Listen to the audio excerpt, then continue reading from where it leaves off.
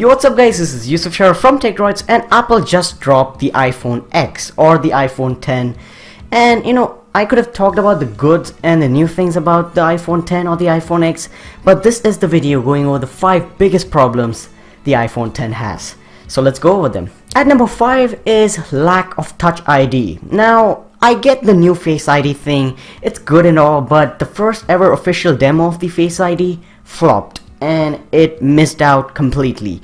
Now maybe it's in pre-beta software or something, that lame excuse that Apple is gonna give, but it doesn't work out as well as Touch ID. It is not as easy and as convenient as just placing your finger on the home button and unlocking the phone.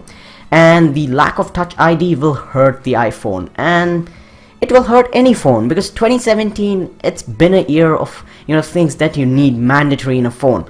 Good camera, good performance, fingerprint scanner, USB Type-C, good battery life, that's all needed. And the Touch ID is gone, and I don't know when it will be back. So the iPhone 10 will suffer with the lack of Touch ID, though the other 8 and 8 Plus models do have it. So yeah, I don't know what Apple did. Could have kept it on the back or something, but yeah, it's totally not there and it's gone. At number 4 is that big price tag. You need a lot of cash to buy the iPhone 10. Now, $999 for a 64GB iPhone, it's just overkill, and the upgraded 256GB variant, it's gonna be even expensive. And again, it's not totally worth it, it's not that big of a change, it's not that new of a thing. You still have the Galaxy S8 retailing for way less of a price and still offering basically the same thing with a fingerprint scanner. And the iPhone 10 does not offer anything groundbreaking, it's all the standard stuff. Again, it's new for the iPhone community, but again, you can get it very easily in the Android community for a way cheaper price. At number 3 is a lack of a headphone jack. Now, I mentioned this last time and I'm gonna mention it again. Samsung has the headphone jack, though being a really big company, launching all these flagships every year. Why Apple, why don't you bring back the headphone jack? And it's again so inconvenient to get the AirPods or just to connect Bluetooth earphones or headphones. You're losing the convenience of just plugging in the jack and listening to music, and that's number 3. At number 2, the iPhone 10 is a fingerprint magnet and it's slippery as hell. 2 problems in one.